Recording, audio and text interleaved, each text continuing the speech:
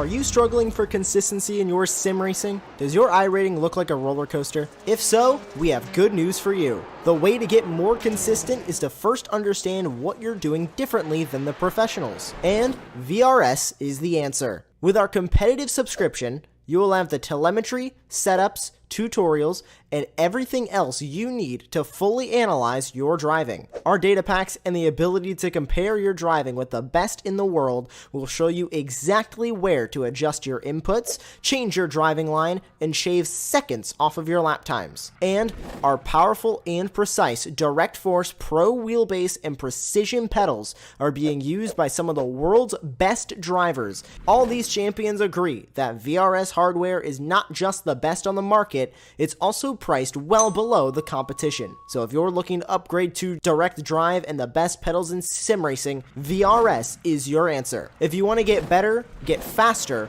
and make it happen sooner rather than later, you owe it to yourself to find out why so many people are switching to VRS. You'll be so glad that you did. Visit www.virtualracingschool.com and learn why the best use VRS.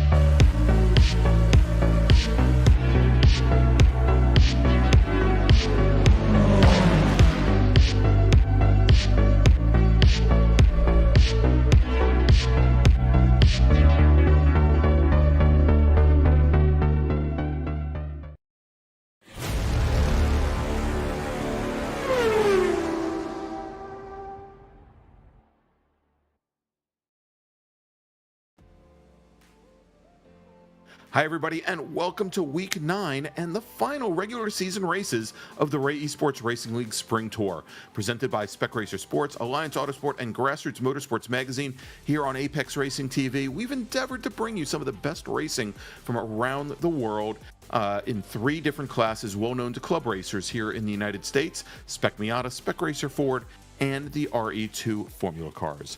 So tonight, for this final weekend, this final race evening of the regular season, we descend upon California's Monterey Bay and the Dry Lagoon WeatherTech Raceway, Laguna Seca, where this low grip surface and the corkscrew's 60-foot drop could wreak havoc on racers looking to close out this season with a bang. I'm Greg Ginsburg, and joining me in the commentary booth this week, sitting in once again, is Tyler Campbell, and of course we've got Dennis Branch in the virtual production trailer, bringing you all the great views and angles from this iconic American road race track. As always, tonight we'll have 2 20-minute sprints to the checkered flag, and first up will be the RE2 Formula cars, as you can see on the screen right here, where the championship is really very much still up in the air. And then we'll put a bow on the season with Spec Miata, the Mazda MX-5s, where the championship may already be wrapped up, but the battle for second certainly isn't. So welcome to Monterey Bay, welcome to Laguna Seca, Tyler. Yeah, how's it going, Greg? Just here for a nice afternoon of racing here, Laguna Seca. A lot of people's favorite track, very popular real-world track as well, and a track that some of these drivers may have even driven on in real life. Yeah, I mean, and it's and prototypical weather here at the track here this evening.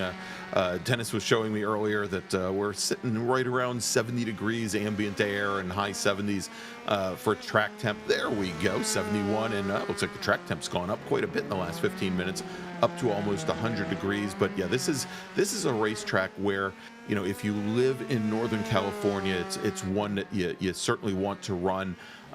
It is a track that for years I was trying my darndest to fly out and take a race at in a club race.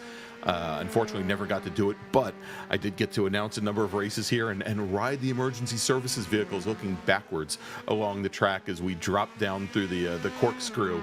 It was a death-defying experience, I think, even though I was belted in there. But tell you what, we're about halfway through the open qualifying for our first class, the RE2 Formula cars, otherwise known in the iRacing platform. These are the USF 2000 cars, and you'll see right now that your provisional pole sitter is Morgan Burkhardt in the All Sports Racer number 40 machine with a 122.2 as his fast lap time. We've got Connor Vogel, who we last saw in these cars, I believe, at Road America. He didn't get very far. He got knocked off track before he ever got to turn one in the race. But Connor Vogel, currently our second fastest driver on track, only 0.03 of a second back from Morgan Burkhardt. Nagase Yoshikawa, third fastest at the moment in the number 98 machine. And then Jameson Huffman, just leaving the pits now to start another flying lap. He is fourth fastest. And, as we were opening, Tyler, I was mentioning that the championship is still very much up in the air here in RE2, and I'm going to talk a bit here about the race that we had last week at COTA. But I think perhaps the biggest, the highlight or the big point of this is that our championship leader coming into last week's race at Circuit of the Americas was not on track, was not gaining points, and it could have turned out very poorly for Jameson Huffman, but I think the racing gods kind of shone down on him as that day went on.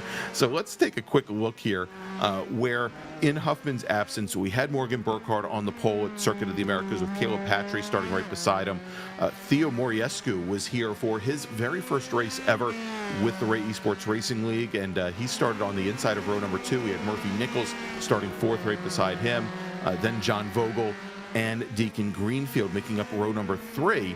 And whereas our first race of the evening last week, our Spec Racer Forwards, they got by scot-free, getting through turn 1, lap 1, without any real drama. We were not so lucky here with the RE2 Formula cars, as Morgan Burkhardt got tapped from behind going into turn 1 by Moriescu.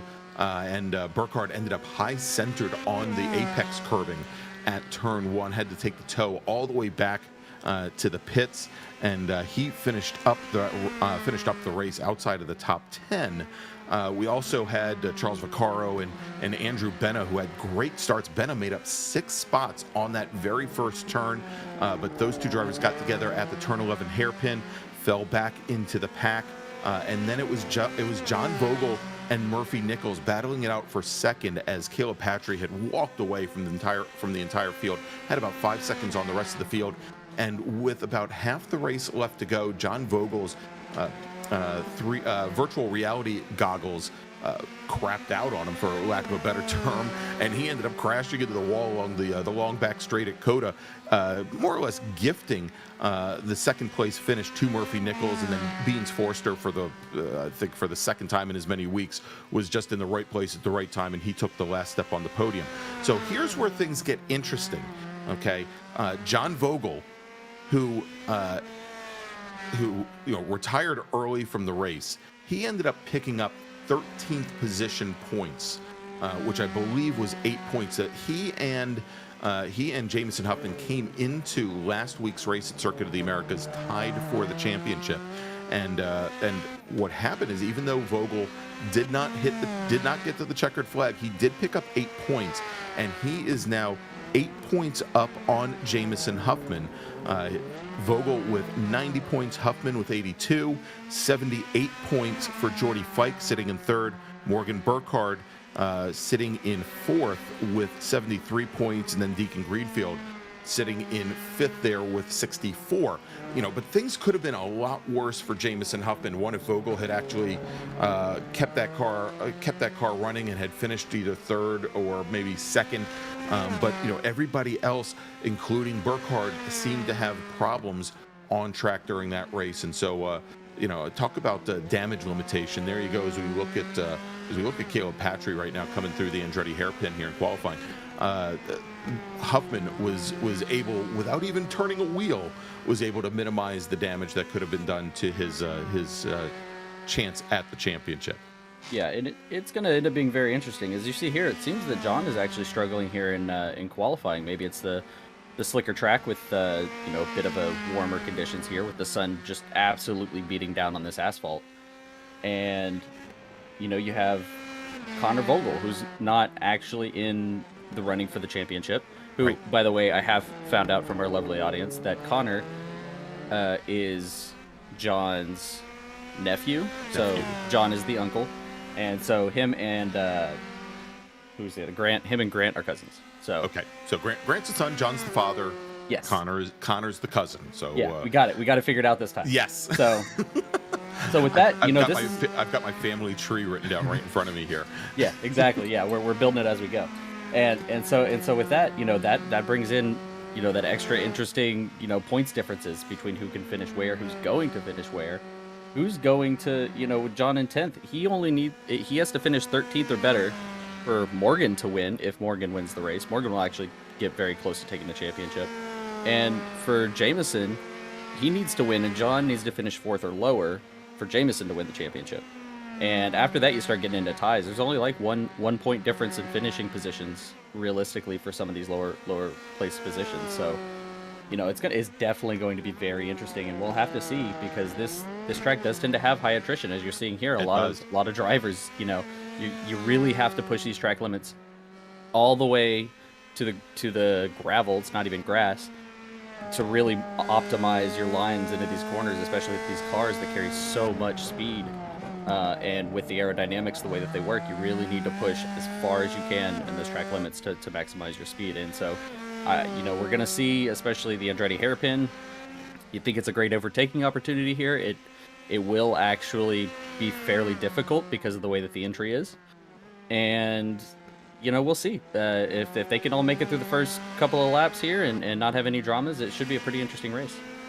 Yeah, so there you go from the words from Tyler Campbell. Is he has spent many years racing in these RE2 cars here in the virtual world, and many different Formula cars on the platform. And and as you mentioned, Laguna Seca, it's not an easy course. It's got great flow to it. There are a lot of reasons why drivers love to run this course, but the pavement is traditionally very low grip. You have a lot of, as you see there on the side, not grass, but sand and dirt, which does get dragged across the pavement quite often.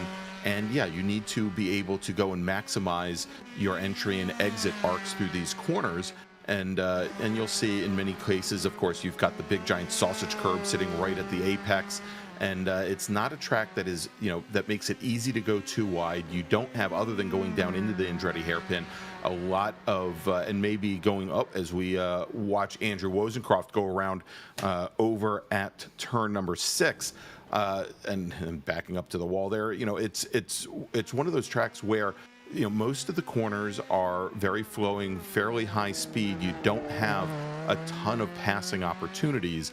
And yeah, one of them is going down into the Andretti hairpin, that double apex left-hander that's downhill. It's off camber. It's hard to set up for, and it narrows out quite a bit on exit. But when you're left to your own devices, it may be the only place to go. But that's also why we commonly see on the start lots of carnage heading down the hill towards Andretti on the very first lap. All right, so checkered flag is out on the session here. We're going to run down the starting grid here in just a moment, and we'll bring that up for you. But very, very close in qualifying, as we were taking a look here. I think only about 0.3 of a second separating our top 2 drivers as we wait for the last drivers to head back to the pits.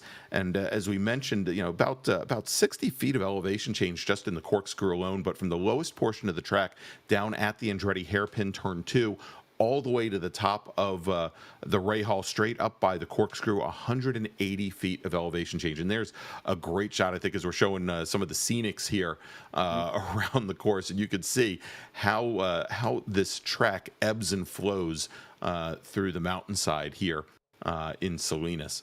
All right, so I think we should have that starting grid coming up right about now. Tyler, if you want to take the first 10, and I'll follow up with whatever's left for me. Whatever's left, we'll see. All right, so on pole, we did have Connor Vogel taking the pole position here at Laguna Seca. Morgan Burkhart will start on the outside of the front row, 0.3 off, surprisingly enough. And Caleb Patry will be following up in 3rd, Nagisai Yoshikawa in 4th, Grant Vogel starting in 5th, Jameson Huffman starting in 6th, and he needs a good finish here, remember, to even have a chance at all for the championship. So then John Wilson will start 7th. Justin Huffman, Jameson's dad, Family Trees, is starting in 8th. Tom Pendergrass is starting in 9th. Great to see him back. He could be very quick, so expect him to him and John maybe to work together. You got John Vogel starting in 10th, who needs to have a good finish if Jameson has a good finish. All right, I was going to say, starting in 11th, we've got Jordy Fike in the Team Esports Racer machine. Starting next to him on the outside of row number 6 will be Andrew Wozencroft in the number 80 car. Then starting in 13th, it's going to be Deacon Greenfield. So he starts on the inside of row number 7 with Charles Vaccaro in the Captain Lawrence Brewing machine. He will start 14th. 15th is going to be Josh Justice, probably looking for a little bit of redemption. He had a pretty difficult race last week at Circuit of the Americas. We'll see how he handles things tonight in the number 399 car. Dave Tamira in the number 117 car. He's going to start on the outside of row number 8. Then we've got Joaquin Effinger and Wayne Buttermore ever joined at the hip, starting 17th and 18th. And then rounding out the 19 car field tonight from 046 Racing, it's John Casey. All right, and so we're not going to get caught up by that short pace lap this time, Tyler. But while we get ready, our pace car, we've got the rest of the cars filing in, and I think the pace car should be rolling off here momentarily to bring the field around for their pace lap. Let's go quickly and talk about our sponsor for tonight's first race, and that is Alliance Autosport, based in Columbus, Ohio, where they've found success both at the club and professional levels of racing, garnering multiple national championships, including 8 SCCA national championships, 3 SCCA Pro Racing championships, a USF2, and also a USF 2000 National Class Championship. Alliance Autosports team members are dedicated, hardworking, and know what it takes to win. Alliance's SCCA Enterprises Great Lakes Division customer service rep for Formula Enterprises 2 and Spec Racer 4 Gen 3, and their services include arrive and drive packages for Spec Racer 4, for FE2, and also for Trans Am 2. They also provide customer car prep, trackside support, transportation, storage, part sales, data analysis, hospitality, as well as driver coaching and development. To join Alliance Autosport on the winning track, you can check them out at allianceautosport.com. All right, so got through that a little more easily than last week at COTA. Tyler here, as we've got the pace car now bringing young Connor Vogel and Morgan Burkhardt around and heading up the hill out of turn 5. So what do you see as the keys to the race for keys to this race this evening, especially for, say, a John Vogel who is sitting back in 10th, or for a Jameson Huffman who's sitting in 6th right now, the 2 drivers leading our championship? Yeah, I think, this track demands precision. I think the most precise and the most consistent driver are going to be the ones that are come out on top. Obviously, we're going to have some incidents somewhere. It just depends who, where, what corner. If you have an incident here, for example, you grab a little bit too much of that first curb on the inside, it can throw the car because it'll essentially high center it in the middle of the corner. And it's blind, obviously. You have that massive drop. And so we'll have to see. Whoever can keep their nose clean and be as consistent as possible is definitely going to come out on top. And for Jameson, he just needs to. His job is going to be much easier, I think, if he keeps up with this lead pack, and John gets bogged down behind or gets caught in an incident. I think it's going to be an interesting finish here. All right, so there you go. Pace car on the pit lane. Connor Vogel now has the field. He brings them around turn 11 onto the front straight here, second row there. Caleb Patry and Nagisa Yoshikawa, as they now make their way down. They're getting ready for the start, and there we go, green flag, and you can see already jumping to the inside was Caleb Patry, and there's contact, and off the driver's right is John Vogel, and he now falls all the way to the back of the pack, and we have a couple cars that have gone around. It looks like Tom Pendergrass has gone around. One of the All Sports Racer machines has been gathered up. We've got another machine there. There's Tom Pendergrass, another car off to the outside as well, and that is the number 40. That is the 47 machine of Grant Vogel that is off. So seemingly 2 out of the 3 Vogels with issues on the start here, Tyler. But Morgan Burkhardt gets through scot-free. He is your new leader. Connor Vogel, our pole sitter, running second, and they've separated themselves out just a bit from Nagisa Yoshikawa, from John Wilson, and Deacon Greenfield. Greenfield, an amazing start, Tyler, has made up 8 positions so far this race. Yeah, that's absolutely amazing. That's benefiting from the carnage, as I talked about just like literally a few minutes ago. And Deacon's up to fourth. It looks like Nagisa maybe had an issue there. And yeah, it's just unfortunate. It looked like John Vogel ended up getting boxed out. I think they were 4 wide there in the middle of the pack, and Yeah, he took to the grass. And, yeah, it or absolutely the just escaped from it. So let's see. Yeah, let's get a replay here because it was very, very hard to tell what's going on. So so it's Caleb Patrick getting turned a little bit there. Yeah, it's just the way that the track flows, and it just kind of cuts back to the left there, and that's Caleb Patrick's day done. Tom Pendergrass's day done. Dave Kinnear's day done. Grant Vogel's still in the back. We'll see if he's got too much damage to continue here, but it looks like he's still trucking along. Yep. And as we take a look here, John Vogel is he's sitting in 12th right now, so it took quite a while for him to rejoin, but then he's sitting there at the rear end of this this big pack, coming down the hill, coming out of the rainy curve, or probably not out of the rainy curve, out of turn 3, and there he is right there, 2 cars back in that carrier machine right behind Charles Vaccaro and also Josh Justice. And it looks like the number 4 machine going to try and pick off Vaccaro right there going through turn 5 and starting to head up the hill. But Morgan Burkhardt and Connor Vogel, they have really started to separate themselves out from the rest of the pack already. And not only that, but Morgan Burkhardt, you can see there, maybe he wasn't showing all his pace in qualifying, or maybe Connor Vogel had some issues here on the second lap. But right now, Morgan Burkhardt has almost a 15 car length advantage over Connor Vogel. Yeah, and I'm gonna think that Connor probably had an issue there. Maybe ran a little bit wide. You know, if you do catch it in the right spot, you can definitely make it back onto the track without losing too much time. And it's interesting, yes, because I provided a setup for this race actually because I wasn't particularly happy with the way the previous one handled. And Morgan said he was thinking about using that other setup, which is a lot twitchier. And so I think in qualifying with the higher track temps, it probably did not benefit him as much.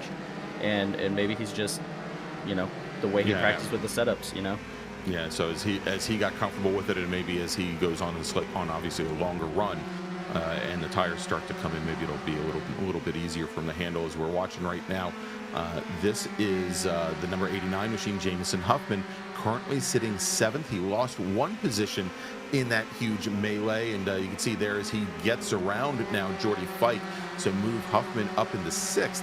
Next car in line up ahead of him is Deacon Greenfield in the 36 machine.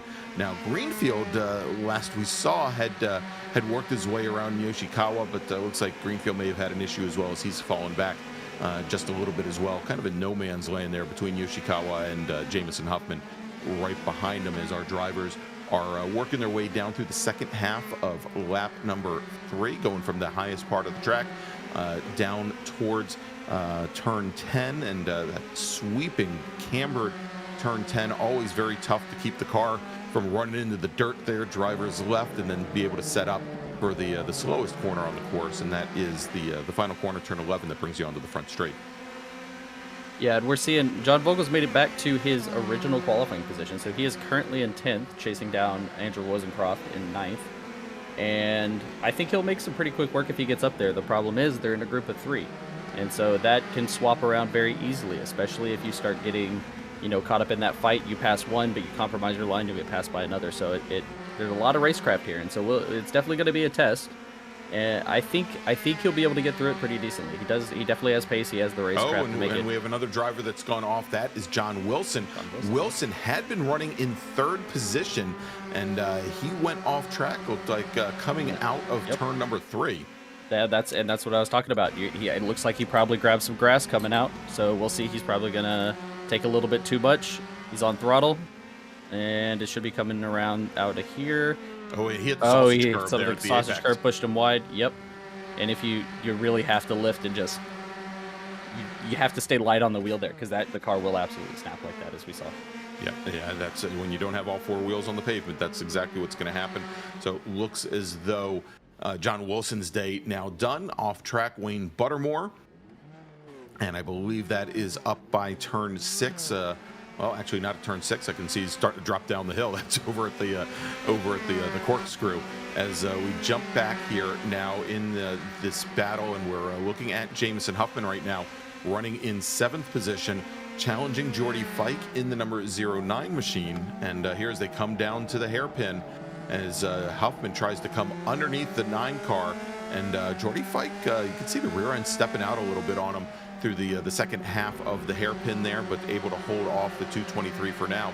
Now, we were talking, Tyler, about John Vogel, and if you take a look in that pack with Jameson Huffman and Jordy Fike, John Vogel not all that far back, as great battle between Huffman and Greenfield coming through turn 6 and heading up towards the corkscrew. The last driver in that pack right now is John Vogel in the number 4 machine, and he had been running, and actually other than Jameson Huffman is running almost a half a second faster than those 5 or so cars up ahead of him. Of course, as you mentioned, it's going to be kind of difficult because they're all on a train.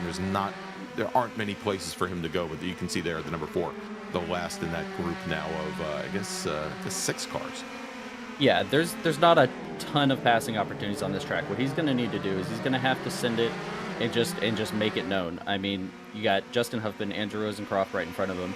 They're both both real life drivers, and they're both very good at leaving room and not making things too difficult. So as you see here, he's going to go right down on the inside of Andrew Rosencroft, plenty of room, both drivers, and he completes that pass before the second half of the Andretti hairpin. And so just another one checked off his list, and he's gonna keep moving forward, as far as I can tell. And Jameson's gonna have to get a move on. I'm honestly not sure there's any position he can get at this point that's gonna earn him enough points to take the lead. So right now, as long as John Vogel stays consistent and keeps those 4 tires underneath him and not turn it into 3 tires, or right, or have instead of 2 wings, have 1 wing, shut off on him. Exactly, yeah. So if he could just keep it calm and realize that he's in a spot where he can actually keep the championship and retain it here, he's going to be in a good spot by the end of this race. All right, so we are now about 6.5 laps, or 5.5 laps in. About 8 minutes into this 20-minute sprint race here from WeatherTech Raceway Laguna Seca. And again, if you like what you see here tonight, please go ahead and give us a thumbs up on YouTube. Click on that subscribe button to find out about all the great virtual motorsports action that Apex Racing TV offers during the week. And of course, click that notification bell as well. So as we watch this, and we're on board the gearbox looking back from Jordy Fike's machine. There's the gray and burgundy number 09 machine, and he's got a good little fight here with Deacon Greenfield, as Huffman had finally dispatched Deacon Greenfield. But now running wide, coming out of turn number 3, that is I believe that was Justin Huffman in the red, white, and blue number 223 machine, running a little bit wide. Gathers it back up though, and that was he gathered it up just ahead of Andrew Rosencroft. But the number 4, John Vogel, he's now just picked off another position, and ooh, big damage there. Grant Vogel, Tyler, who was our pole sitter this evening, it looks like his day may be done. Let's take a look at the replay here as he was making his way down through coming through turn 3, going into turn 4. Does he hit that sausage curb too? No, but he's going to try to push it a little bit too hard, and you see just that little puff of dirt right there. The little puff of dirt caught him. He was on full throttle 100% of the time. He probably just had a slight lift, and he was probably on full throttle by the time he got to the apex. And so just trying to make up as much time as possible, and that's where this track can bite you. Yeah, there you go. So Grant Vogel, pardon me, now off, and his day is now done. And my mistake there. Connor Vogel, the 67 machine, he was your pole sitter, not Grant Vogel. But Grant Vogel's day is done. So now we've got Morgan Burkhardt, your leader. Connor Vogel running in second, about 3.3 seconds back. Yoshikawa currently running third, about 7 seconds back from there. And then we've got Jameson Huffman, who's worked his way all the way up to fourth now. John Vogel, and again, that's the battle we're going to keep watching here between the separation between Huffman and Vogel as they battle it out for the RE2 championship this season. Vogel sitting in 7th position right now, having made up 3 positions total so far. Yep, and if you paid attention to that graphic at the very beginning of the race, you will have noticed that there's about an 8-point difference. Should be an 8-point difference exactly between John Vogel and Jameson Huffman. So Jameson Huffman is 8 points down on John Vogel, and right now they are currently only 3 points separating them. So Jameson Huffman would only gain 3 points advantage from this race, which, if we can do basic math, which I think I can, that he would not take the championship. I think we've already determined that basic math and simple math is beyond my capabilities. Here. It's easy until it isn't, you know. Until it just comes out of your mouth and you're like, what did I just say? that's how it works for you. So the way we assign points, it's 25 points to the winner, 21 to second place, then 18 to third, and then we start 1 point less per position. So if you come in fourth, you get 17 points, fifth gets 16, sixth gets 15, etc. All the way. See, I started. That wasn't even math. That was just counting. See, that's counting. We're awful. Yeah, exactly. I'm better using my mouth to talk than my brain to count. All right, but so yeah, as I think we were just trying to say, is that at this moment, if Vogel were to stay where he is, I think Huffman, to do the math, would need to at least find himself on the top step of the podium here. All right, so as they make their way down through the corkscrew, and I'm wondering if John Vogel just kind of realizes, hey, I've got this under control and I can just hang out here. But I don't know if Jameson's father Justin thinks that's the best plan. I wonder if their team order is in effect here as they come out of turn 10 and make their way over to the final corner, over to turn 11, coming onto the front straight here. Oh yeah. You know, Justin would be all too happy to just to watch John Vogel drive off with this championship. He's definitely not doing Jameson any favors. No. I think if he were to comment anything, he'd be like, should have qualified better. Sorry. Exactly. But and another driver off. That was Deacon Greenfield. Yeah, that was the 36 machine of Greenfield. And he's hide-centered it. He is stuck. That is his day done. And that's just another position that John Vogel's going to make up. There you go. So add one more. Let's take a look. We've got the replay here coming up as we catch Greenfield starting to make his way down into the Andretti hairpin, gets to the first part and just has the rear end walk out on him. And it's just amazing there how little it takes to get these cars high-sided. And we mentioned it last week at COTA. I remember last season you had it happen to you at Summit Point. In a place that I would not have expected it, but certainly it's a shame there because Greenfield had such a great start to tonight's race. As we now have just about 6 minutes remaining here at WeatherTech Raceway Laguna Seca in our first of 2 races this evening. And stick with us; we'll have the Mazda MX-5s up next. And looking at the times coming through, Connor Vogel's still 3 seconds back from Morgan Burkhardt, so really nothing happening at the front of the field at the moment. Like I said, it demands consistency and precision, and these guys, you can see them here. They're the best of the best in that regards. They are, and you can see there, you're able to take that dirt as long as you're precise enough and you have enough feel. You understand what the car is going to do when you hit the dirt there. It's not impossible. It won't spin you out every time. You just have to make sure that wheel is straight and you're really even on the throttle. Yeah, and so you can see there from the graphics that we had up there that Connor Vogel last 2 laps ran a couple tenths faster than Morgan Burkhardt, but that was offset by the 4 laps ago and 3 laps ago where Burkhardt was faster almost by the same amounts. And so the gap, is you mentioned now, was still right around 3.5 seconds separating those 2 drivers, as they are both now firmly down into the 122s. That last time by only about 0.05 of a second to Burkhardt's advantage over Connor Vogel. But most of our other drivers still in either the 23s or the 24s. So big difference in pace there from the front of the field, as John Vogel still trying to find a way to get around Jordy Fike. He thinks he may have been able to get it done here as they come in hard under braking into turn 11. And as they come onto the front straight, John Vogel now takes over 5th position. He's made a net of 5 positions so far this race. Dropped Jordy Fike in the 09 machine, who's also made up 5 positions, I might add, tonight. Drop him now back into into sixth position. But these two have been very, very closely matched. It'll be interesting to see, though, Tyler. Early on, when we were tracking Vogel's run from the back of the pack, is now Fike is going to try and come underneath John Vogel. And if Vogel was, I was going to say, if Vogel is smart, he's not going to battle this. He's just going to keep running. He does loop the car around. He's going to lose a couple more positions. And let's see here as he gets back underway. That's going to drop John Vogel now down to 8th position, and we now have to do math again.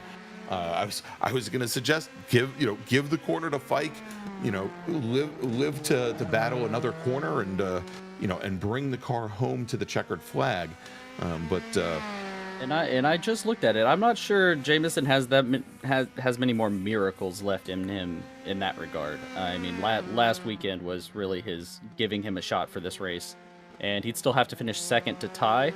And John Vogel, I've talked about how nice it is to race against him, and he has been very consistent at not getting incidents, and yes. We do have bonus points if you carry 0 incidents throughout a race, or the lowest number of incidents.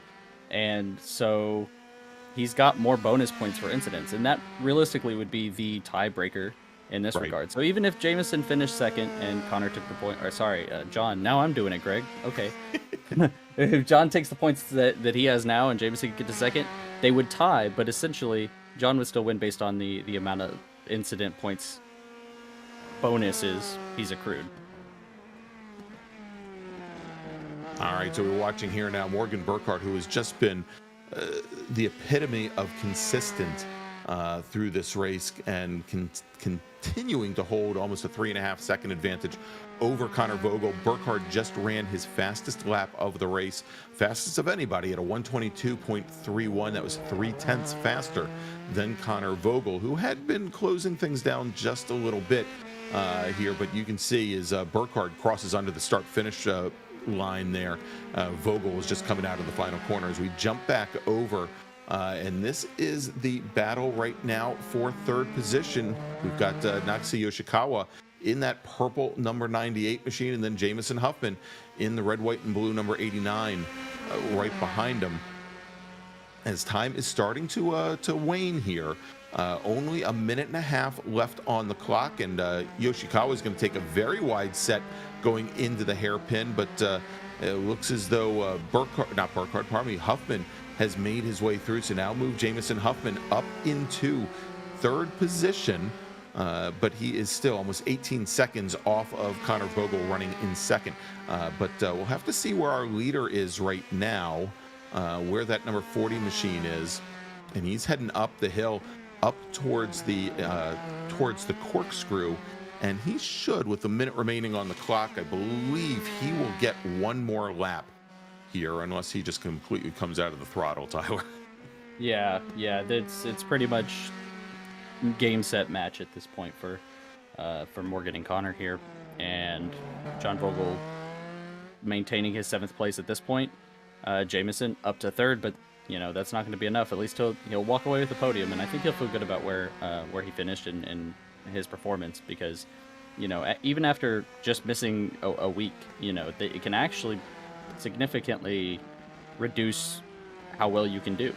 All right, so white flag is in the air, and we are on the last lap here in RE2s from WeatherTech Raceway, Laguna Seca. It is Morgan Burkhardt, still with a slightly more than 3-second advantage over our pole sitter tonight, Connor Vogel.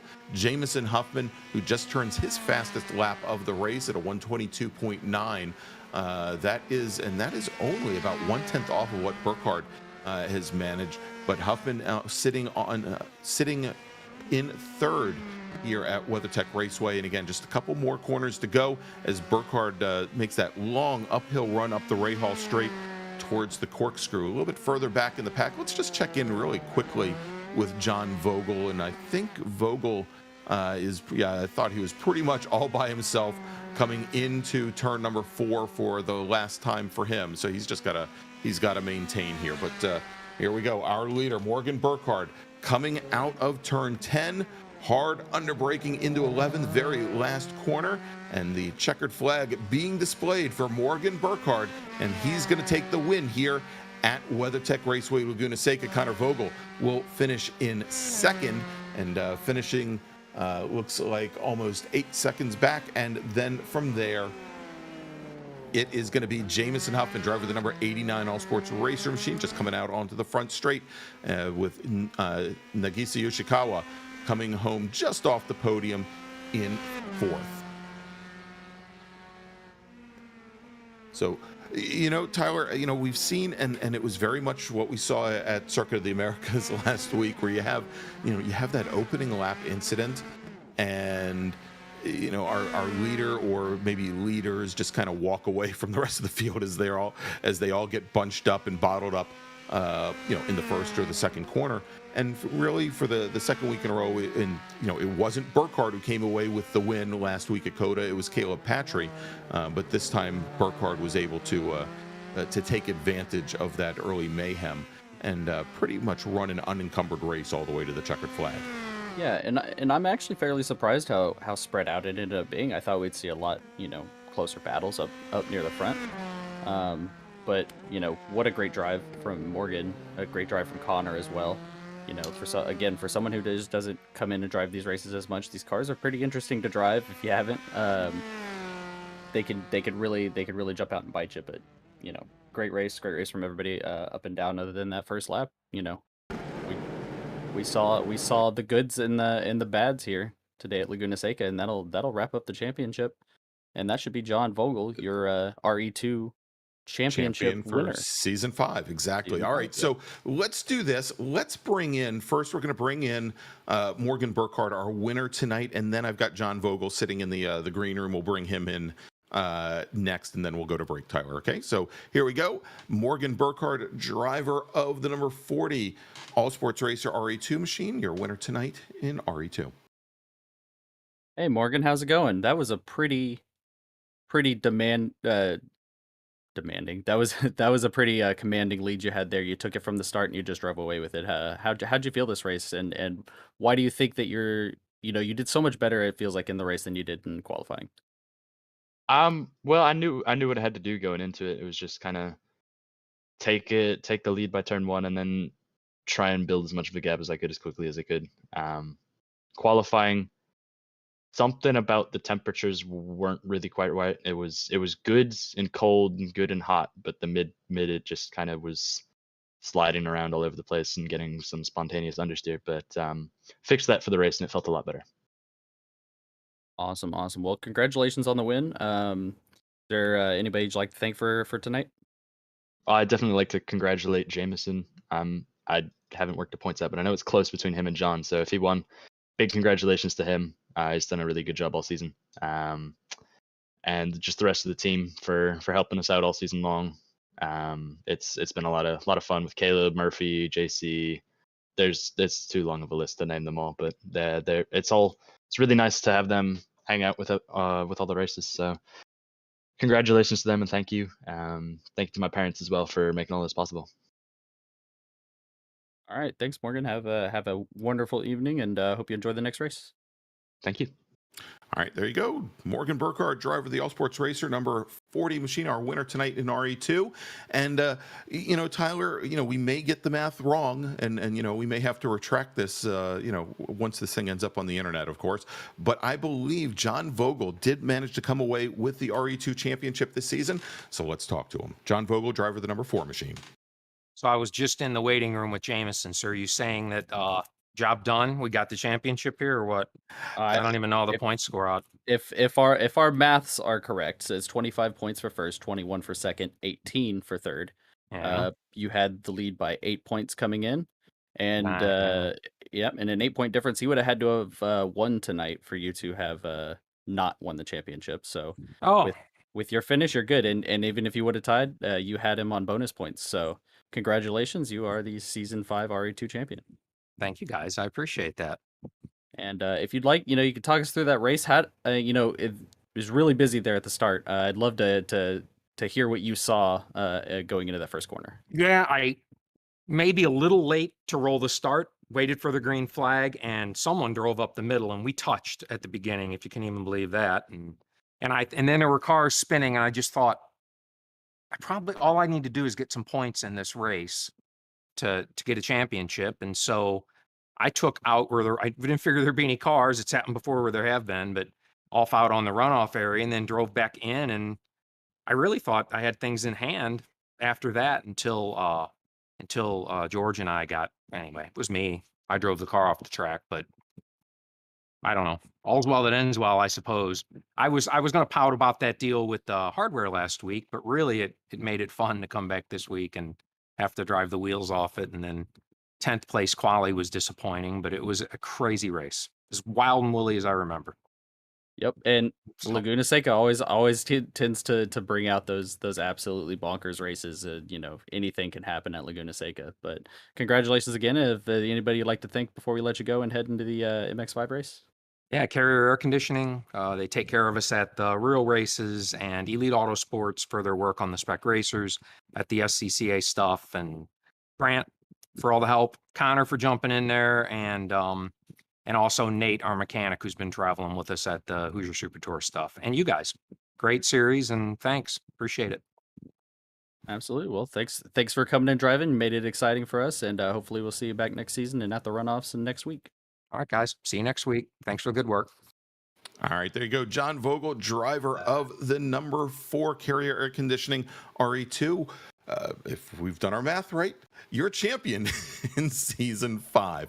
All right, so Tyler, why don't we take a quick little break, and we're going to get set up for our next race, the Spec Miata race, to round out the regular season here on the Ray Esports Racing League. We'll thank some sponsors, and again, if you haven't done so already, please go ahead and give us a thumbs up and click on that big subscribe button to find out about all the great virtual motorsports action that Apex Racing TV has around the clock. And if you haven't done so already, you can find us on social media, on Twitter, on Facebook, and on Instagram, just by searching one single word, Apex Racing TV. So let's take that break, and we'll be back with you in just a few moments for our second and final race of the evening.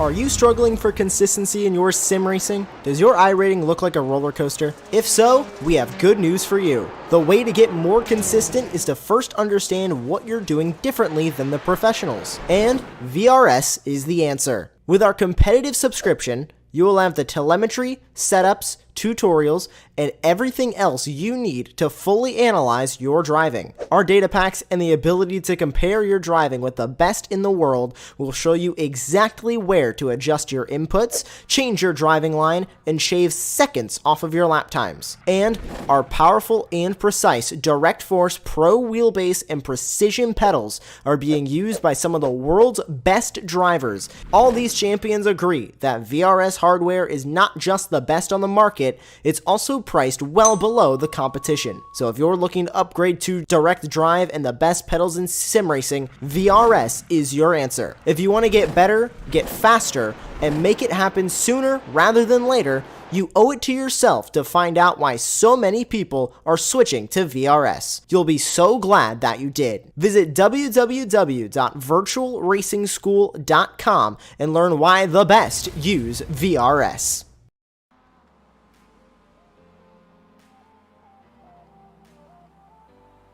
And welcome back to WeatherTech Raceway Laguna Seca for the final round, week number 9 of the regular season here of the Ray Esports Racing League. I'm Greg Ginsburg along with Tyler Campbell joining me in the commentary booth tonight. And as we now have our second group of racers out on track, setting their flying laps to set the grid for tonight's Spec Miata or MX5 race. Let's take we got some housekeeping to do. Ooh, as Greg Mack is going to have probably needs to bring his car back to the garage at his house and get the front end of that thing fixed up. That was an awful hit coming through 10. But let's take a look here. We don't have racing with us tonight, the Spec Racer Fords. They are going to join us next week. And should talk about it now. Next week at 8 p.m. is the Ray Esports runoff. It's going to be at a virtual Watkins Glen. It's going to start 8 p.m. next Tuesday night instead of our regular 9 p.m. start time. So don't want to miss that. We're going to have all 3 classes racing, not at the same time, but each one of our 3 classes will have their own race. Don't want to miss it. But the Spec Racer Fords not with us here tonight because they wrapped up their season with their 6th race of the season last week at the Circuit of the Americas. And, I mentioned that in the RE2 race, things didn't go so well. Turn 1, lap 1 at Circuit of the Americas. Well, things were a little bit cleaner in the Spec Racer Ford race where we had Morgan Burkhardt and Caleb Patry on the front row. Brian Schmaltz joined us, and he and Charles Vaccaro made up row 2. Jordy Fike and Murphy Nichols made up row 3, and it was actually a very clean start. Schmaltz had fallen back behind both Vaccaro and Nichols on the start, but it was so close between Patry and Morgan Burkhardt early on. They had really separated themselves out from the rest of the field, but Burkhardt under braking at the end of the big long hairpin, probably at the end of the big long straightaway going into turn 12 at Coda. He looped the car around, fell back into he only fell back to 3rd place at the time, but it really just opened things up for Caleb Patry, and Patry pretty much just drove away and hid from the rest of the field, took the win by over 4.5 seconds over Morgan Burkhardt. Then we had Murphy Nichols come home in 3rd. Brian Schmaltz finished 4th. And Beans Forster finished in 5th. And if we take a look at the final standings in Spec Racer Ford, Caleb Patry for the 2nd season in a row takes the championship, garnering 124 points. Morgan Burkhardt, he wasn't going to be able to pick up the championship there, even if he had beat Patry last week. Burkhardt comes home 2nd in the points with 109, and you can see there Huffman, Fike, and Justin Huffman finishing 3rd, 4th, and 5th in the championship. So pretty tight, close running, but that is the 2nd championship in a row in Spec Racer Ford for Caleb Patry. Now, if we take a look, as we have the MX-5s out on track, they did not race last week at Circuit of the Americas. The last time we saw them was 2 weeks ago at my home at Summit Point Raceway, where we had Jameson Huffman on pole, Caleb Patry starting next to him on the front row. Then we had Zihao Liu, Greg Mack. Then we had Wan Chi Lin and Teddy Pendergrass. Did I say Teddy Pendergrass? Tom Pendergrass. Teddy Pendergrass, great soul singer. But may he rest in peace. But Tom Pendergrass, and it was pretty much an uneventful start.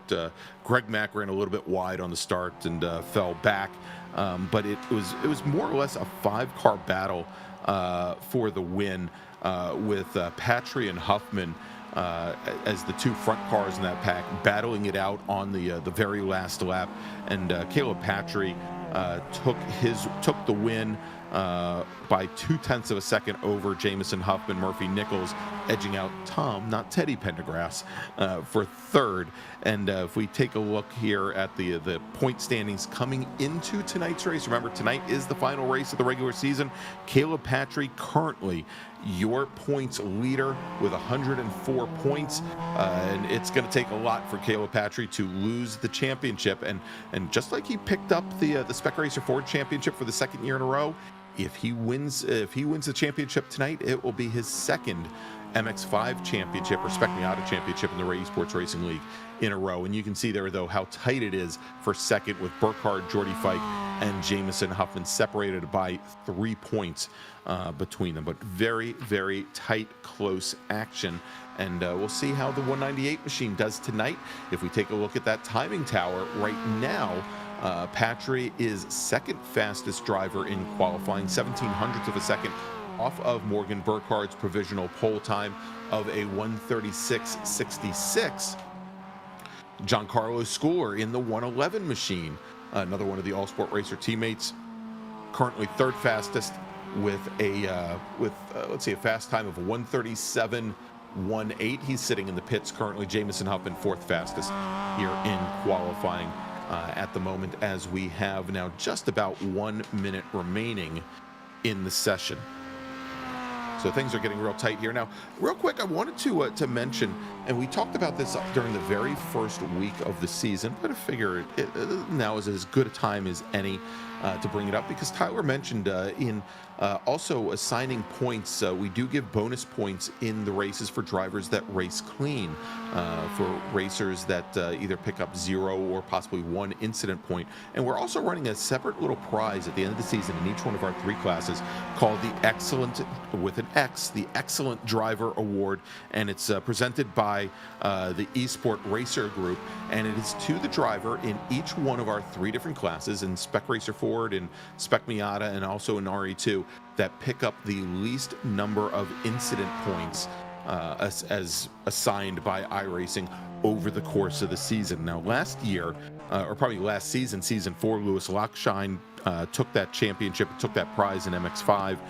Mark Santana in the Spec Racer Fords, and John Wilson in the RE2s. And we should be able to announce the winners of those awards come next week at the runoffs.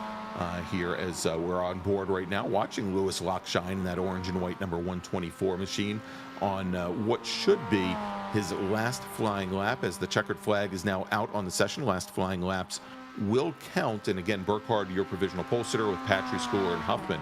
And we'll see if Lockshine can get himself into the top 5. Currently 7th fastest driver on track with, and trying to beat his best of a 1:37.95. The last time by, he was almost 4 seconds off that time, but we'll check that out as we watch now the 2:23 machine of Justin Huffman, and see if he can improve upon his best of a 1:39.04. And we'll see if he can move up from 12th. And no, he does not. He turns in, talk about Mr. Consistency though, turned in a 1:39.08, so 0.04 of a second off of his previous best time. All right, so we've got just a couple drivers here doing a little drift competition. Great little run down to the hairpin by Joaquin Effinger, but we should now, with the checkered flag out, have our drivers heading back to the pits, and once they do, we'll give you the starting grid. You back now, Tyler? Oh, here I am, Greg. You know, All I can't right. stay away for too long. Excellent. All right, so it looked as though, Tyler, in watching these drivers make their way around Laguna Seca here, that perhaps a little cleaner and maybe with a little less of a challenge than they saw in the RE2 cars. I mean, these MX5s, again, very neutral handling. You can pretty much race them with the throttle, and we didn't have, I think we had maybe two drivers that did not set times in qualifying, and I don't even know if they had gone out, because it looks like Wan Chi Lin and Dave Tamira did not set lap times here during the session. Actually, I think, John Casey's still doing laps. At some point, Somebody's going to have to drag him off the track surface. There he goes. He comes to a stop on the right across from the Firestone party deck, and he's now back in the pits. All right, so as we're waiting here, we should have the starting grid pop up in just a second, Tyler. But what would you say are the keys to tonight's race? Well, the keys from tonight's race are going to be slightly different, although they don't have to really watch out as much for the the track limits here in terms of touching the grass. These, they're a little bit more low powered. They have a lot more suspension travel, so they're not going to bottom out, and they're just not going to spin up those tires and snap into a wall or something like that. So I think it's going to be getting into a good position early and not letting yourself just get freight trained by the rest of the pack, because they could, as long as you don't get knocked out to the outside and get offline, everybody else is just going to go past you in that case. So that, and again, just being consistent. We've seen that time and time again, and a lot of drivers will try to get tenths and tenths of seconds when realistically it's a game of hundredths. It doesn't matter if you gain 2/10 of a second if you lost 5/10 the previous lap. So if whoever can keep it well within their limits and keep the car on the track and avoids any unnecessary contact, I think it should be a very, very good race for them. All right, so let's go. We'll run down the starting grid. I'll take the top 10, Tyler, if you want to grab the bottom half of the field. Starting on the pole tonight in the number 40 All Sports Racer machine with a fast time of a 1:36.618. We've got Morgan Burkhardt with Caleb Patry, his teammate, starting right next to him in the 198 machine. Giancarlo Schooler in the number 111 car. He'll start third with Jameson Huffman starting on the outside of row number 2. Jordy Fike in the Team Esports Racer 09 machine will start fifth, with Nagase Yoshikawa starting in sixth in the number 98 machine. Then we've got Lewis Lockshine starting seventh tonight, with Greg Mack starting eighth. Charles Vaccaro and not Teddy, but Tom Pendergrass will start in 10th. And in 11th, you have Andrew Wozencroft, so this would be considered one of his home tracks. He has raced here many times in an MX-5, not too dissimilar to this. In P12, you got Justin Huffman coming over. I don't feel like we often see him come over and race the MX-5s. He's here to have some fun tonight, I'm sure. And then after that, we have, Deacon Greenfield starting in 13th. And then we have Remy Esperance starting in 14th, Joaquin Effinger in 15th. I could barely read these, I'm sorry. All right, well, we'll pick it up here. We've got Joaquin Effinger starting in 15th, John Casey 16th. Then we've got Wayne Buttermore, and we'll see. And it looks like he did make the grid. Wan Chi Lin is going to start in 18th tonight towards the tail end of the field, and then Dave Tamira starting in 18th. And it looks like Deacon Greenfield may not have made the grid. We'll have to see what's happening with him, and we'll check once the green flag comes out. So as the field now, you can see, especially look at the effort that the 111 car that Giancarlo Schooler is putting into scrubbing in those tires. Let's take a quick look at our sponsor for tonight's second race of the evening, and that is Grassroots Motorsports Magazine. Built for the true sports car enthusiast, Grassroots Motorsports has one mission: to be your personal guide to the sports car world. Whether it's online at grassrootsmotorsports.com, in print, or in person, the racers and builders, the car nerds at Grassroots Motorsports, take you behind the scenes and show you how to make your car better. Along the way, they'll give you a taste of everything else this hobby has to offer, from 1,000 horsepower track monsters to cool street cars built in driveways. They also maintain a collection of staff-built project cars, because hands-on technical articles, they're not typed behind a desk, they're scribbled down in the garage. To not only read, but become part of the story, head over to grassrootsmotorsports.com. All right, so here we go. As the pace car now, Tyler, bringing the field down the hill, down the rainy curve, into turn number 10, and it looks like most of the field now have gotten that tire scrubbing and gotten that out of the way. Maybe a couple little last second jukes there, but I think the field, probably by leaning on these tires coming through most of the corners, have gotten all the heat that they think they're going to get in before the green flag. As our pole sitter Morgan Burkhardt brings the field onto the front straight, he's got the 198 machine of Caleb Patry right beside, then Giancarlo Schooler and Jameson Huffman, and the green flag is in the air. And you know, as opposed to the RE2s, when these MX-5s, they get rolling and they have the green flag, you don't see cars, you know, jump up 5 spots or anything like that at the front of the field. They've got very little torque and just smooth acceleration, as we've got Jameson Huffman all over the back of Caleb Patry coming through the Andretti hairpin. We've got a car off, and that is, I believe, Caleb Patry, the 198 machine, who started second tonight. He gets spun around coming out of Andretti hairpin. He's now going to fall all the way back to the back of the field with, I believe, just Dave Tamira in the orange 117 back behind them. But for the second race in a row, that allows our leaders to somewhat get away from the rest of the pack. We've got, going into the wall. It is the 2 of Greg Mack. It's the 23 of Tom Pendergrass. Those two racers don't even make it to turn number 5, but their race now appears to be done. As I was going to say, our leaders, Burkhard Schooler and Jameson Huffman, starting to separate themselves out from the rest of the field. They do have Nagisa Yoshikawa in the purple 98 machine fairly close behind. But now watch this, going 2 by 2 down through the corkscrew. It's Lockshine and it's Jordy Fike. They both managed to get it done, but then Lockshine gets into Jordy Fike on the exit of the corkscrew as they come down around the rainy curve.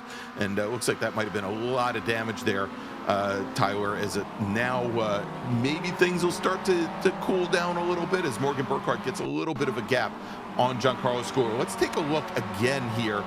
This is coming out of 3 going into 4, and we had Lockshine get together with Greg Mack. Greg Mack came over, got into Tom Pendergrass, and that was all she wrote for the 2 and the 23 car. Yeah, all in all, a very odd first lap, if I'm going to be perfectly honest. You know, Caleb Patry, our leader, you know, our points leader coming into this race with pretty handily with 31-point lead here, and losing in the second quarter, essentially. And then just 2 odd incidents. You know, it just seems like misunderstandings, just a little bit too much, you know, too much car, not enough track. All right, so let's take a look real quick here at what might have happened to Patry as they came through the second portion of the Andretti hairpin. It looks like Patry, who had gotten a tap earlier in the hairpin from Jameson Huffman, it looks like Patry just kind of lost the rear end on his own and went around, maybe carrying a little bit too much speed through that portion of the corner. I think he's just trying to prove us wrong here, saying that you can't spin the tires up and spin it at Laguna Seca in an MX-5, and he did. He absolutely did, yeah. And in a lot of cars, getting out of the Andretti hairpin, it's essential that you use the power that you have available to you to rotate the car, so you can actually not just understeer into the outside of the corner. So, you know, that's real surprising from him, if I'm being perfectly honest. He's usually very, very consistent with that. I haven't seen that as often. Like I said, it's just an odd first lap, I think. And there he is, and we can see here is Patry trying to make up for lost time and lost ground, gets around Joaquin Effinger coming down out of turn 10, but he is now sitting all the way back in 11th position, so he's got a long way to go and a lot of cars to try and draft past. As we look a little bit further up the field right there, there's the white and red number 80 of Wozencroft, who made up 4 positions. Right behind him, Wan Shi Lin in the orange and white number 30 machine has already made up 10 positions as Wan Shi Lin started from the tail end of the field as this race got underway. We were talking about Justin Huffman. You don't see him much. You don't see him running in the MX-5s all that much.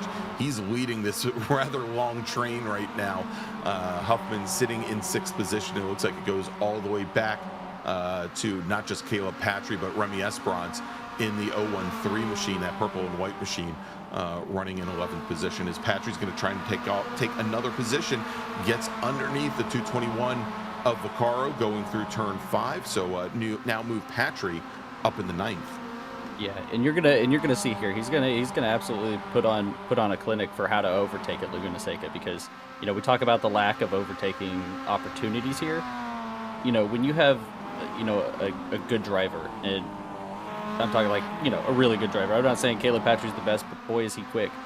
He will, you know, these drivers will make passing opportunities where you don't think there's a passing opportunity. You know, we see it all the way up to, you know, Formula One, for example. And so he's definitely going to create some opportunities for himself, and not at the expense of other drivers. I mean, they're going to lose a position, but he's not going to He's not going to take them out. He's not going to put them in harm's way necessarily to get it done. Exactly. There's always that little bit of a margin. Here, as we check back up at the front of the field, it is still Morgan Burkhardt, your leader. Giancarlo Schooler currently running in second, and then Jameson Huffman. We've got the three teammates there, the Burkhardt and Schooler and the Ukraine liveried cars, and then Jameson with the livery directly pulled from his RP Performance Spec Miata, right down to the rookie stripes on there, which I think is pretty wild. As we now take a look here, as Caleb Patry has dispatched Andrew Wozencroft as well, so move Wozencroft down to 9th, move Patry up to 8th, and it looks like Patry's going to try to come underneath Wan Chi Lin, and he gets that done, at least for the moment, coming through turn 4, and is able to now cement that position, cement 7th position coming through turn 5 as they head up the hill now towards turn 6. I love this corner. The flow right here, as you can see there's that little dip. And if you hit it just right, it kind of sucks you right in at the apex there. If you hit it wrong, like the 223 of Justin Huffman did, you end up either off in the dirt or you end up off in a wall as the car goes around. I mean, it's a very fine line between getting it right and getting it wrong there. Yeah, absolutely. And this is one of the few cars you can actually hit that curb pretty hard there. That turtle sausage curb there in the apex, man, is it brutal. And it'll toss the car, break the car, it'll do everything but usually put the car in the right position to make a pass or even make the corner. And yeah, as you saw there, making opportunities. He got in the mirrors, and it looks like Justin just didn't catch his braking point there. I mean, this is probably just a lift and a turn in, so his turn-in point there, and yeah, it cost him the position, and he actually ended up losing four positions there in one corner. Yep. Yeah, exactly. All right, we're watching right now. This is the battle for 12th right now. Joaquin Effinger to the inside, the purple, white and orange number 700 machine. Then we've got John Casey in the John Casey special car. I love that with the take on the John Player special logo there. But it looks like they're having a fun little battle here. This is what now 4 turns that they've been side by side, and it looks like Casey finally gets a bit of an advantage coming through turn 3. Although he's going to try to cut off. He's going to try to cut off the inside for that corner, but I think it's probably better just to take that corner and keep your speed up. Sometimes that's kind of the art. There's an art to defending. Yes. And I guess one of them is to probably blink out like Murphy Nichols and make it hard to see where you actually are on the track. Yeah, and funny you should mention that I just noticed we don't have Murphy Nichols tonight. So either he's not here racing with us, or his internet connection was so bad that he just blinked out and he never showed up.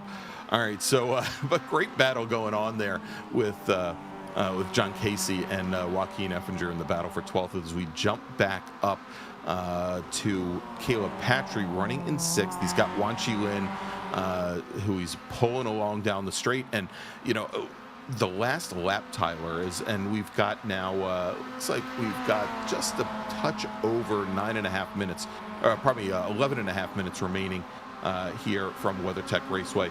That it looked as though that Patry had probably such a large gap up to Lockshine ahead that I didn't think he was going to be able to get him before the end of this race, but he's made up quite a bit of time here.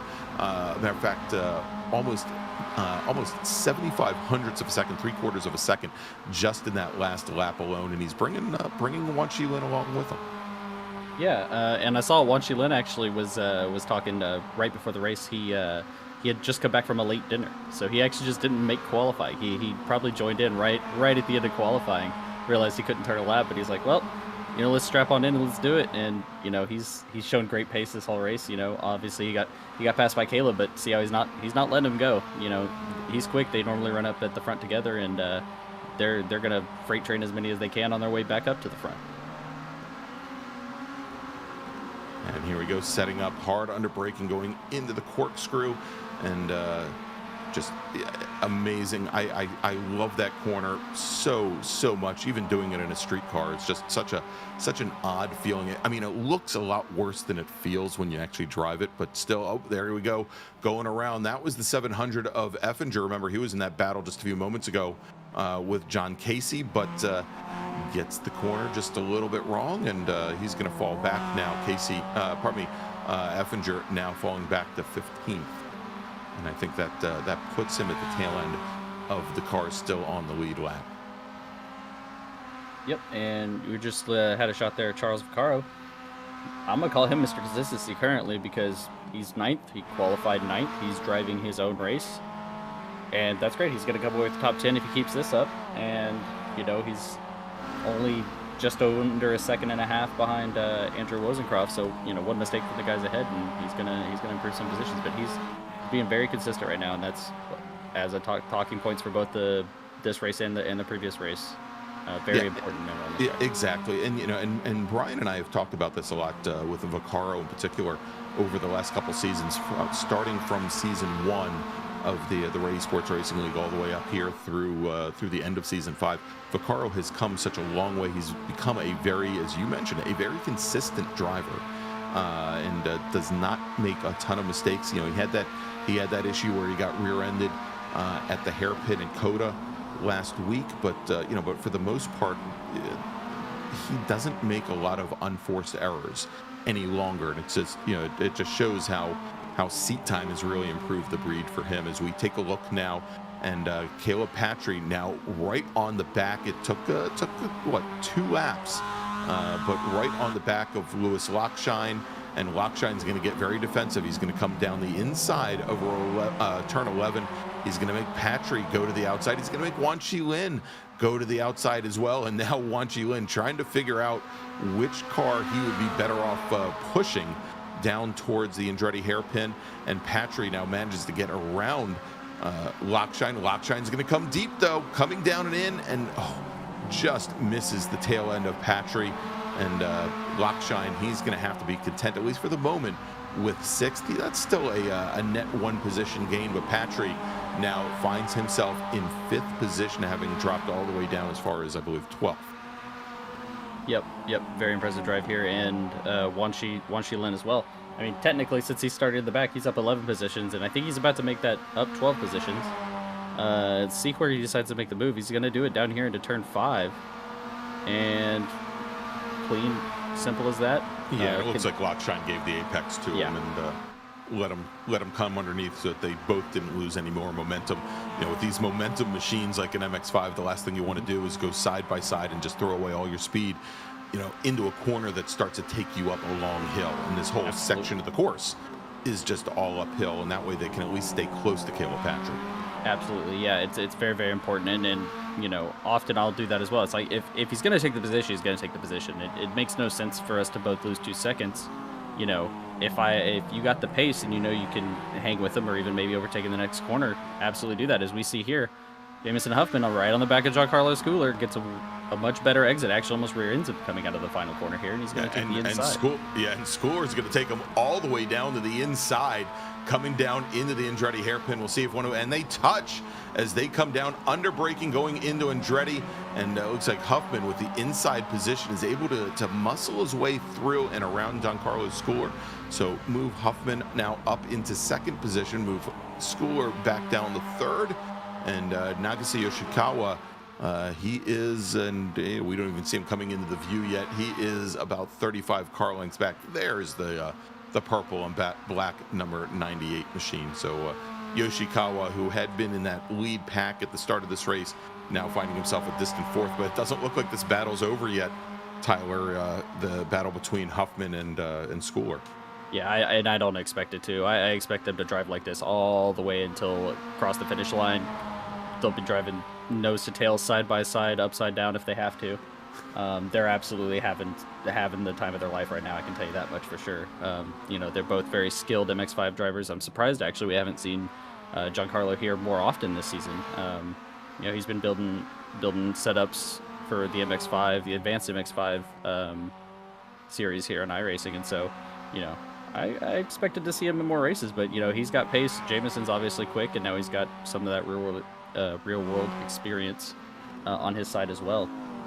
And yeah, it should be interesting to see how they, you know, not manipulate each other with their moves, but you know, they're gonna throw some curveballs in there for sure. And and you know, I doubt they'll take each other out. We've seen weirder things, but you know, they know each other very well, so it's gonna be very fun to watch and see.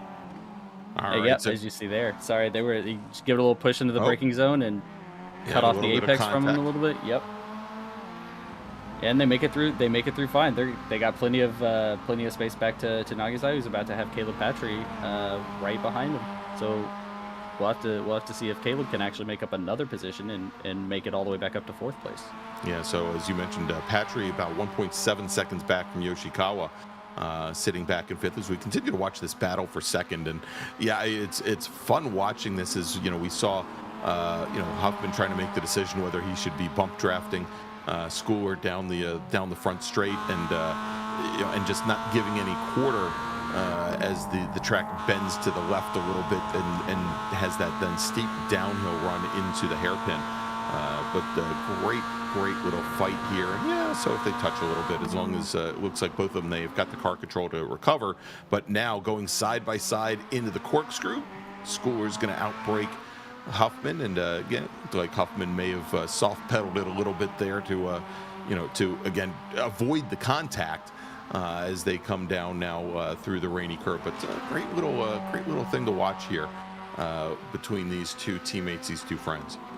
Yep, and Jameson's gonna try to do the over under here and take the inside away from Giancarlo, but Giancarlo's gonna have a much better exit coming out of the final corner there. It's very tempting to make that pass.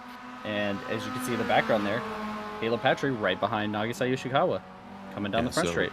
Yep, so very, very close. Let's jump over to this battle right now. This is the battle for 4th, and Wanshi Lin not that far behind. Lin being dragged along by Caleb Patry. Let's see how these drivers take care of it. Now Yoshikawa runs very, very wide going down into the hairpin. Now, of course, a lot of people, they'll try and diamond this off, turn it into like a double apex corner. Some of them will just take an early apex at the first one and then run wide second. And it looked like the 98 machine just kind of ran deep into the braking zone there, but Patry not quite close enough at the time to take advantage of it.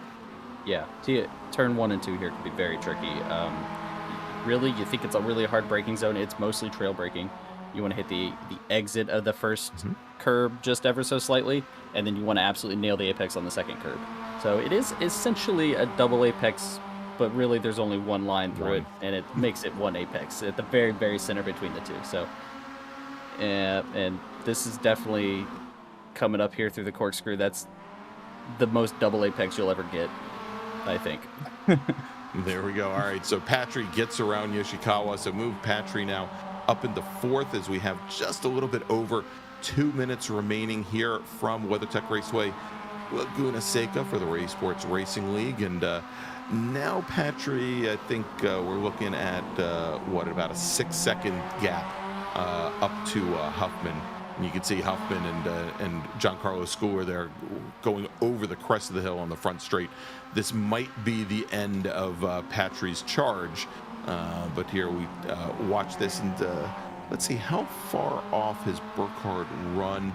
About almost 8 seconds, as these two drivers, as Huffman and Schooler, have been battling it out. Of course, Burkhardt's just had to hit his marks, and he's opened up now almost an 8-second advantage. But let's continue to watch this battle for 2nd here in the Esports Racing League. And time is running out. This should be, I believe, the last lap for these drivers. I didn't see the white flag in the air based on the camera angle that we had, but depending on where Burkhardt is now, this may indeed be the final lap.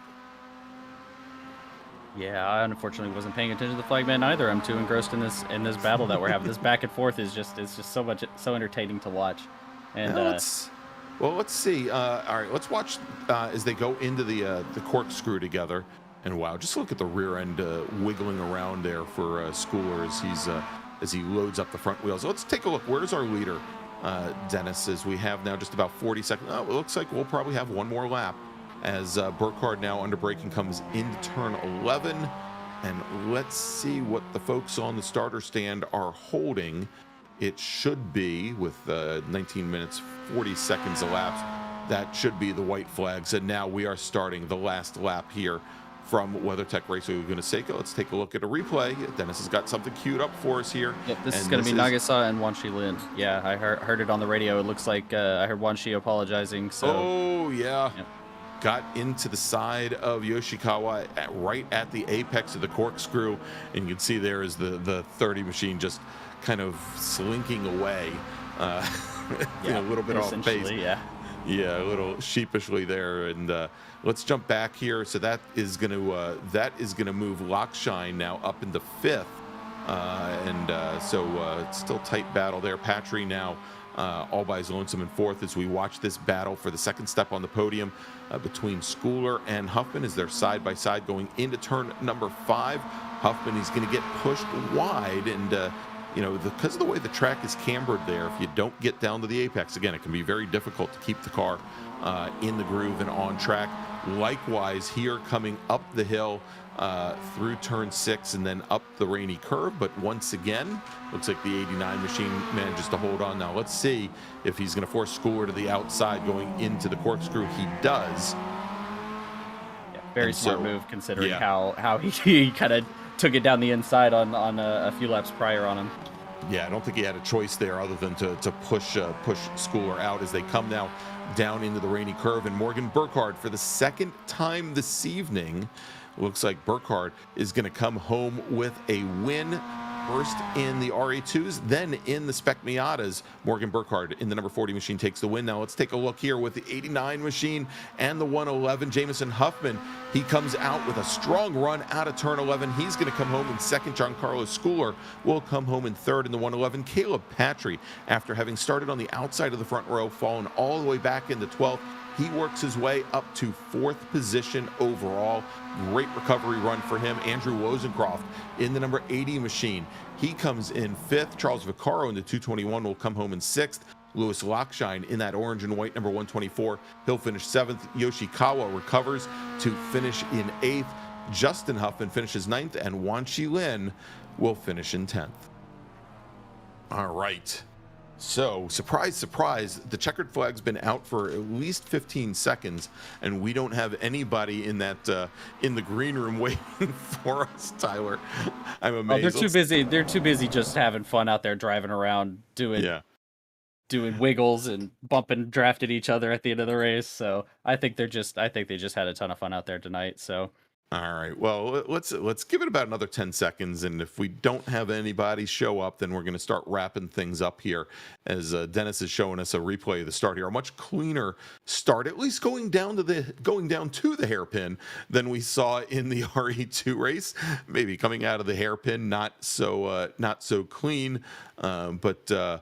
A great battle all around here for the Ray Esports Racing League, and want to remind everybody here, and I think, tell you what, Tyler, we don't have anybody in the green room. Why don't we start wrapping things up here as we get ready? Next week is going to be our winner-take-all runoffs. It's going to be at Watkins Glen.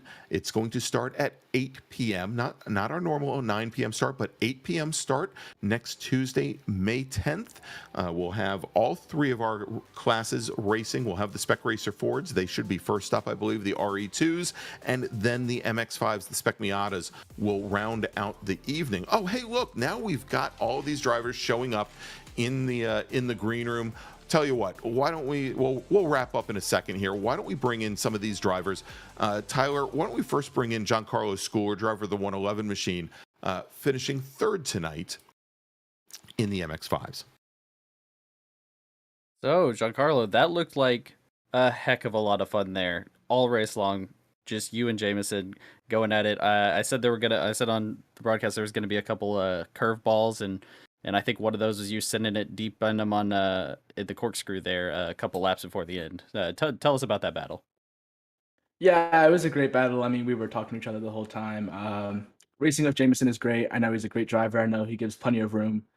So it was super fun. I knew it was going to be clean, and I just really enjoyed the whole thing. Awesome. So I noticed you weren't in a lot of the races this season. Are we going to see you at the runoffs next week? Yeah, I should be there. I'm not sure if I'll be doing all 3 cars, but I'll definitely be in the MX5 race. Awesome. Well, excited to see you there. You got anybody you'd like to thank tonight? Yeah, I thank my mom and dad for always supporting me, my girlfriend for always supporting me, and shout out Team Watson Racing and All Sports Racing as well. Thanks, guys. All right, thanks, JC, for the great entertainment. There you go. Giancarlo Schooler, driver of the number 111 car, finishing 3rd tonight in the MX5s. I think we kicked Greg out instead of Giancarlo. So Giancarlo, you want to take Greg's interview when he comes in, or? Hello? And he's back. All right. So Jameson, there's a P2 tonight. I think Greg accidentally locked himself out of the booth there for a couple seconds. So you want to walk us through that battle you had with JC there in the last couple of laps? It was a lot of fun. We found a trigger word for JC because Caleb hit a sausage curb and lost his mirror, and he said detached his mirror. And as soon as we ever said detached anymore, JC would hit his sausage curb and go 4 off on the gravel, so we just kept making jokes about it. And that's how I brought myself back up to him, and then we just kind of raced it out, and it was a lot of fun trying to work with what tires we had left. Excellent. I almost wondered if that was intentional, whether he brought you back knowing he wasn't going to catch Morgan, or if that was actually just you on pace and him making a couple mistakes. But yeah, that looked really fun. Y'all both threw curveballs at each other and took positions where you maybe wouldn't expect to go too wide. But yeah, that was very entertaining for us. So anybody like to thank tonight for your second place finish? I would like to thank my parents for my rig and my car, and my teammates for JC making this setup. He makes really good setups for Team Watson Racing, and everyone else just for being a big help, and you guys for hosting this, and Stevie Awesome. and all that. Awesome. And I believe with that finish, that actually puts you third, I believe, in the championship. So a little bit of a consolation jumping into third for this championship, where you finished second in the RE2 championship, I believe. So Yeah, that's nice. I thought congratulations. I was 10th. Thanks. So, yep, not a problem.